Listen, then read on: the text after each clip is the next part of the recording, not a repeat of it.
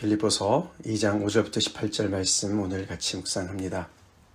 지난 주일에 전한 말씀 바로 이어서 나오는 내용입니다. 바울이 그가 사랑하는 빌립보 교회 성도들한테 에바브로디도를 통해서 받은 선물에 감사하면서 또 그가 가는 길에 그 교회의 또 여러 가지 일들을 이렇게 또 권면하는 그런 본문 말씀, 지난주 말씀과 직결되는 그런 말씀입니다. 특별히 오늘 5절부터 9절까지 말씀, 우리가 너무나도 잘 아는 그런 정말 그 예수 그리스도에 대한 찬송시라고 할 수 있는 그런 내용이 또 들어가 있는 곳입니다. 바울은 1장 27절부터 그들에게 너희는 그리스도의 복음에 합당하게 생활하라 라고 시작하면서 이 교회가 어떻게 정말 그 빌립보 도시에서 정말 예수님의 그런 그 제자들로서 또 하나님 나라의 시민들로서 어떻게 생활을 하는 것이 정말 적합한지 합당한지를 설명하는 중에 그가 언급을 한 것이 그들이 정말 견고하게 서야 된다. 외부로부터 오는 많은 그런 정말 영적인 싸움과 고난을 우리가 너네가 이기려면 굳게 서야 된다. 또 그러기 위해서는 하나가 돼야 된다. 그러면서 다툼과 허영으로 하지 말아라. 경쟁심과 허영으로 하지 말고 하나를 이루어야 된다.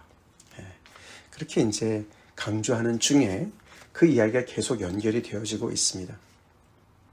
그래서 5절부터 9절까지 예수 그리스도를 본으로 제시를 하는 것이죠. 결국 하나가 되기 위해서는 겸손해야 되는죠. 겸손한 마음을 가져야 되는데 그 겸손한 마음은 정말 세상 어디에서도 눈을 씻고 찾아봐도 없죠. 우리가 겸손을 배울 수 있는 곳은 그리스도 예수밖에 없음을 믿습니까? 바울이 바로 그 얘기를 하는 것이죠. 그 당시에 로마 황제 네로, 로마 황제만 봐도 인간인 주제에 신인 척 하는 거 아닙니까? 그렇죠? 그게 인간의 모습이에요. 아담이 타락할 때도 하나님께서 좀 하나님의 형상대로 좀 아름답게 지어주셨는데 그것에 만족하지 않았습니다. 하나님께서 먹지 말라는 그런 그 나무의 실과를 먹음으로써 사단의 꼬임에 빠져서 먹은 거 아닙니까? 이것을 먹으면 정녕 내 눈이 밝아서 하나님처럼 될 것이다.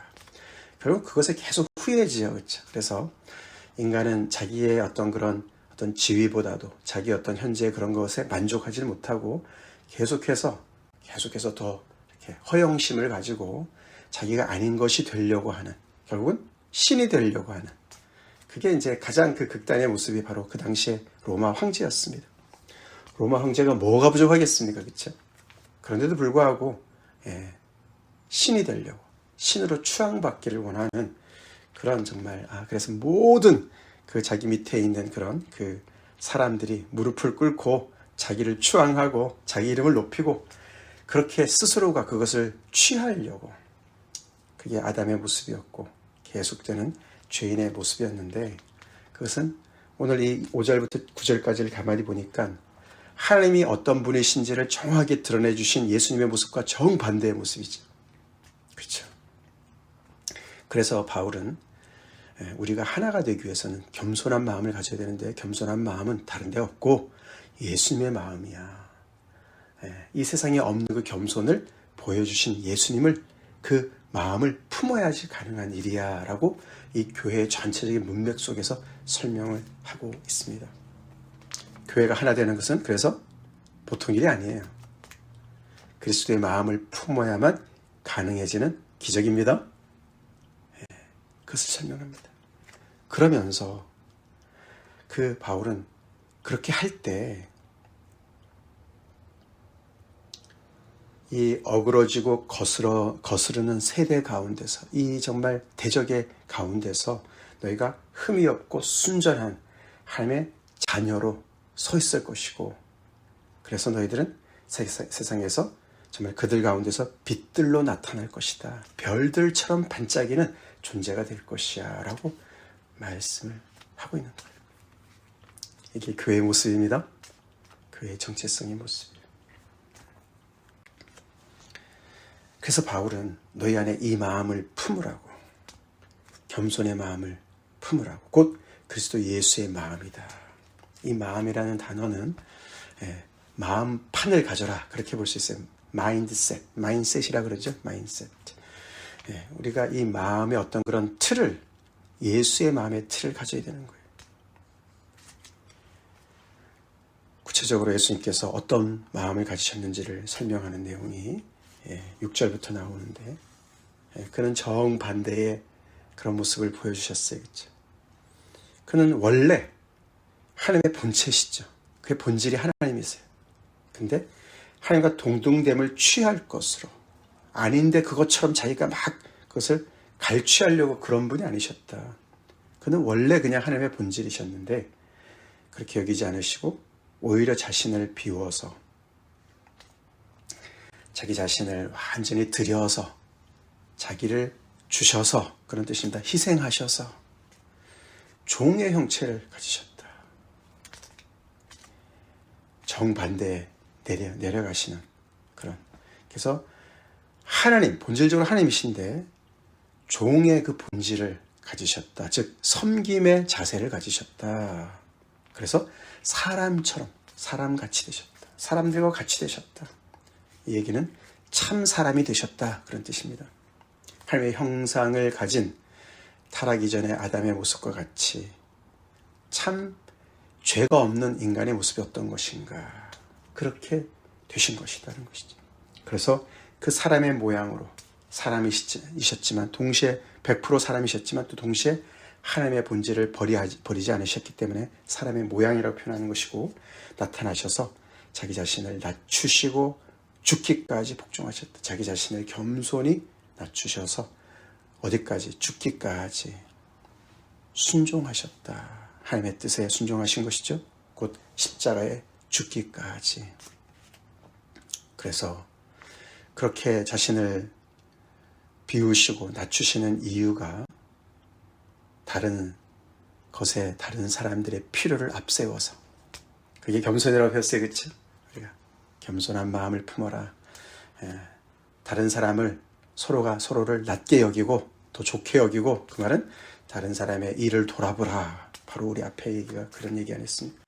예수님께서 바로 죄인인 하나님의 자녀들의 그 정말 타락한 그들의 필요를 앞세우셔서 그들을 사랑하셔서 그렇게 자신을 그 필요 앞에 낮추시고 그들의 일을 먼저 돌아보심으로 말미암아 이렇게까지 낮아지셨다. 그것이 하나님의 본질을 보여주신, 하나님의 그 영광을 드러내신 아들, 참 아들, 독생자의 영광이었다는 것이죠. 세상이 가는 길과 정반대의 길을 가신 것을 극명하게 보여주고 있습니다.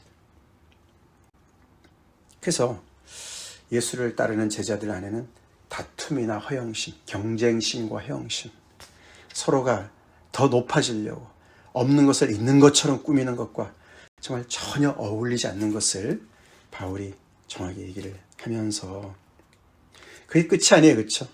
그렇게까지 얘기해도 되는데, 근데 그런 예수를 그 다음에 9절, 10절, 11절에 하나님께서 어떻게 해요? 신원해 주셨다.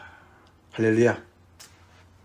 그 다음에 9절, 10절, 11절에는 주어가 하나님이세요. 앞에는 예수님이셨는데 하나님께서 목적어 예수님을 어떻게 하셨는지, 그를 지극히 높여서 가장 높은 곳으로 회복시키셔서 모든 이름 위에 뛰어난 이름을 주셨다. 그리스도 예수는 자신을 낮추시고 아버지, 성자, 성부 하나님은 그를 높이시고, 그래서 뛰어난 이름을 주셨다. 그 이름이 예수의 이름이죠. 예수의 이름. 예수님의 원래 이름이 예수지만 그 이름의 그 가치를 정말 회복시켜 주신 것이죠.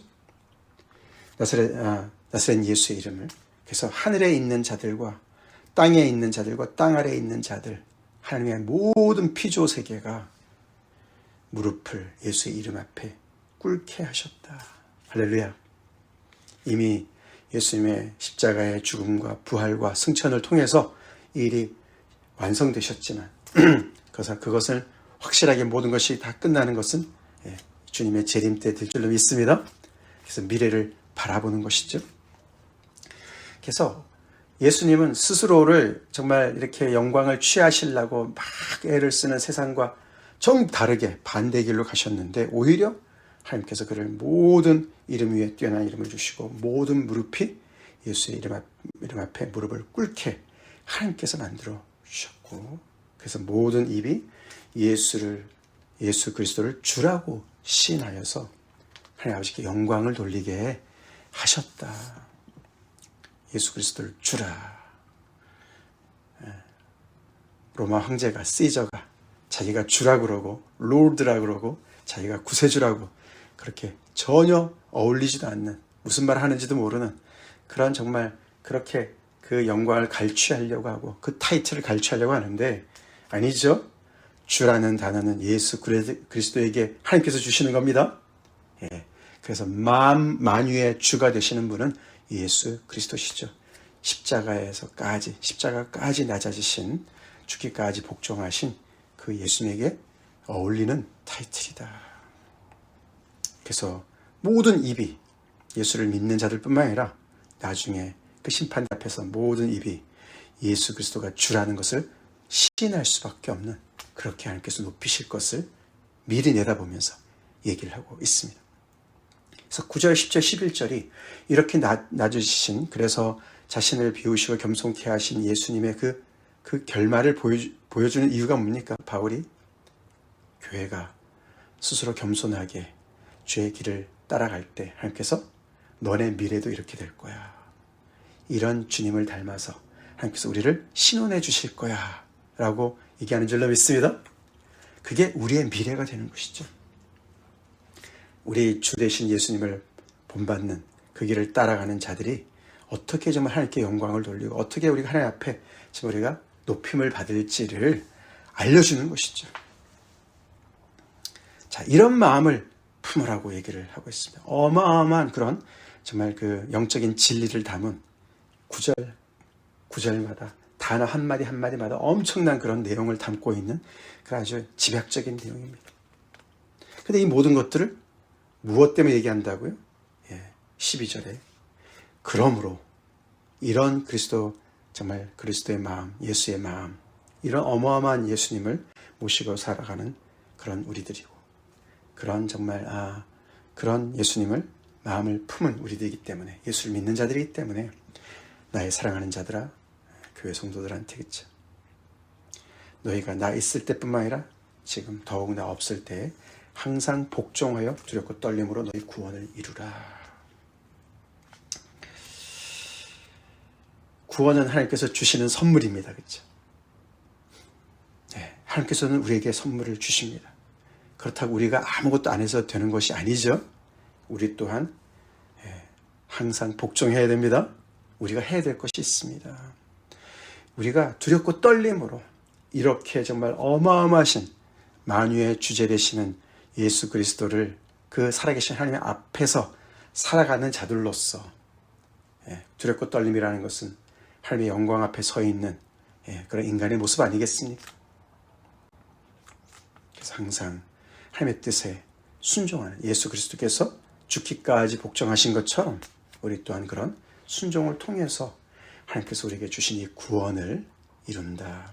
사실 이 이야기가 좀 많이 오해를 하게 되는데, 우리가 열심히 노력해야 구원을 얻는다 이런 뜻은 아닙니다.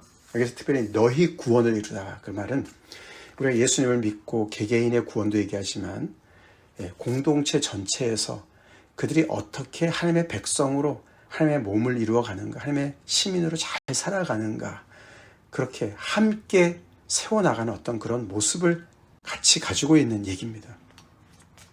그래서 예수는 정말 혼자 잘 믿고 천당 가는 얘기만 하는 것이 절대로 아닙니다. 그렇죠? 우리가 어떤 공동체를 세워나가, 어떤 교회를 세워나가느냐, 어떤 하나님의 그런 나라의 그런 모습을 세워나가느냐, 그래서 시민으로 어떻게 우리가 합당하게 살아가느냐, 그 얘기를 하는 거예요.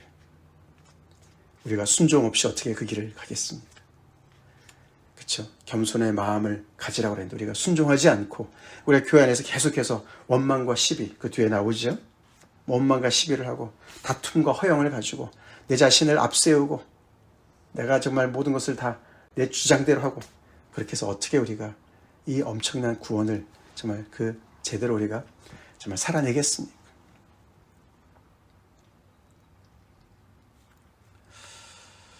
그러면서 오해의 소지가 있을 것 같아서 바울은 즉시 이어서 13절에 너희 안에서 행하시는 이는 하나님이시다.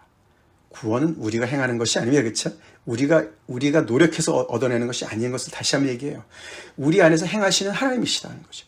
그렇지만 행하시는 분이 하나님이시기 때문에 우리가 아무것도 안 해야 되는 것이 아니라 그 하나님께서 그런 정말 역사하시는 것에 우리는 순응해야 됩니다. 그렇죠? 믿음을 보태야 되고, 우리의 의지와 우리의 마음과 이 모든 것을 한 마음으로 합해서 주님의 그 이끄심에 우리가 따라가야 되는 것이죠. 그래서 그 하나님께서 어떻게 우리 안에서 행하시는데, 우리 안에서 행하는 것을, 그것은 우리 각자에게 뿐만 아니라 우리 공동체 안에서 행하시는 분이 하나님이신데 무엇을 행하십니까? 그분의 뜻을 위해서, 기쁘신 뜻을 위해서 우리에게 소원을 두고 행하게 하신다.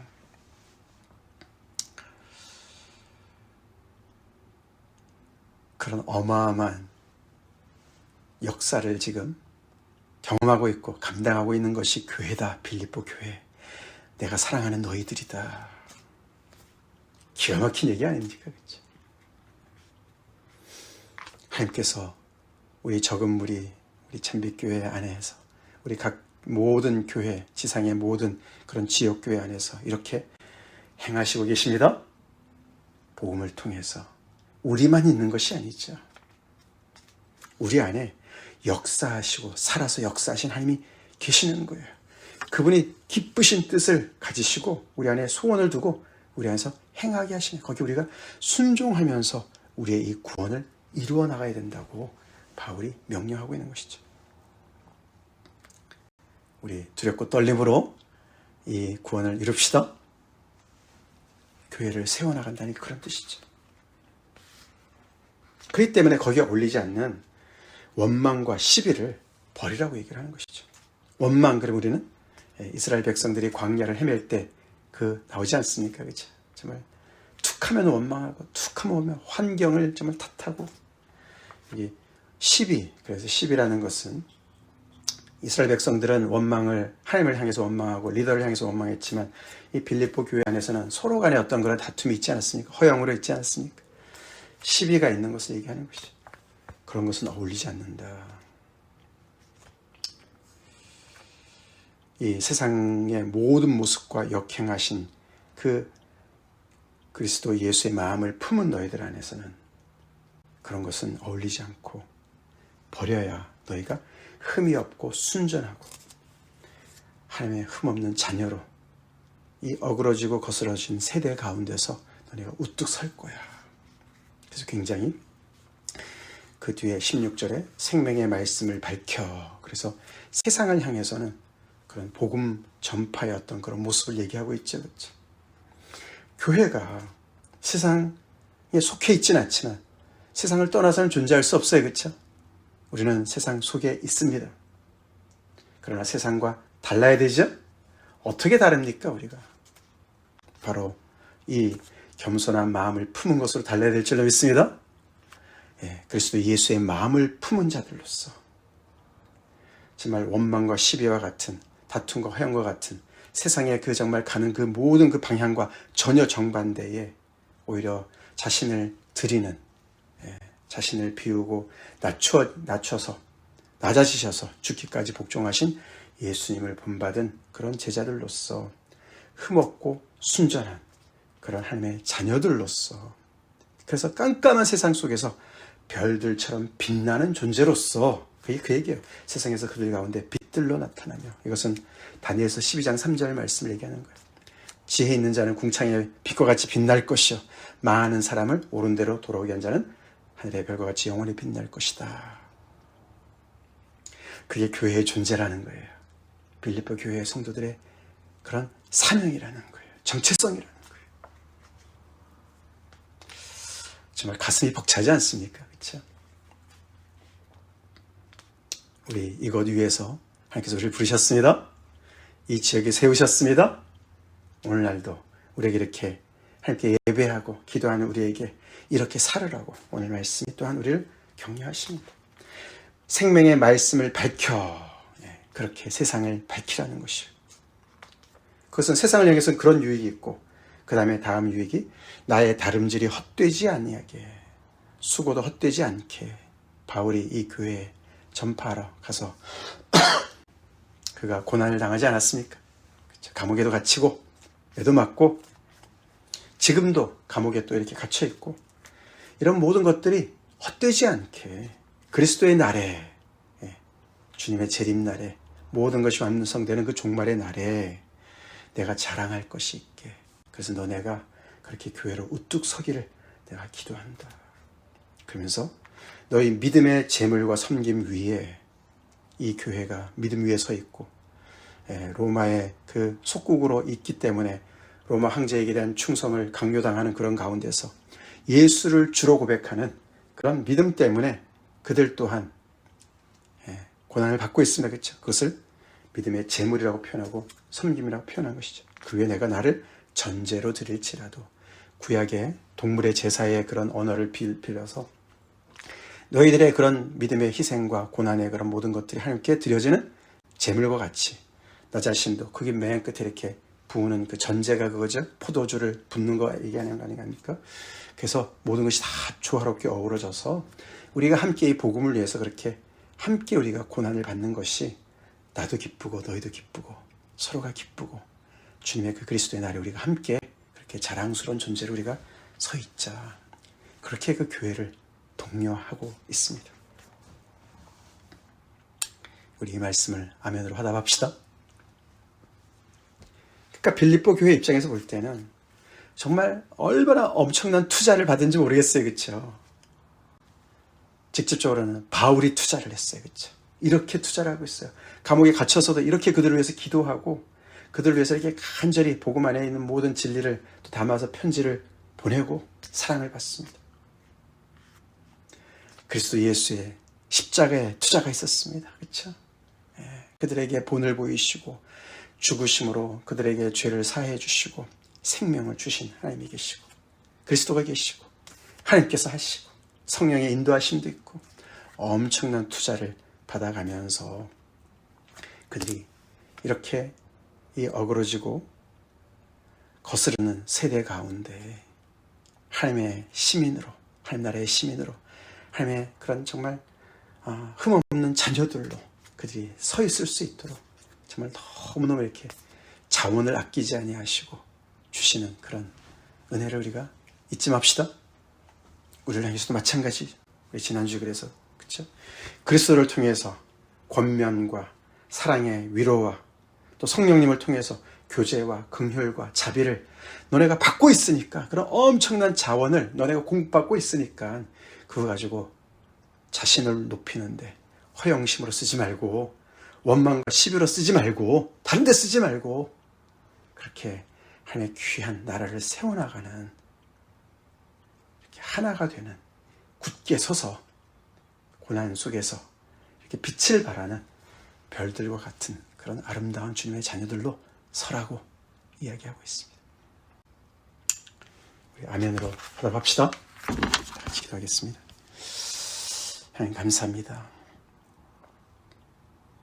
빌립보서 말씀을 통해서 다시 한번 우리 각자를 또 우리를 함께 이 복음 안에 세워주신 하나님의 놀라우신 그 뜻을 이렇게 묵상하게 하시는 데 감사합니다.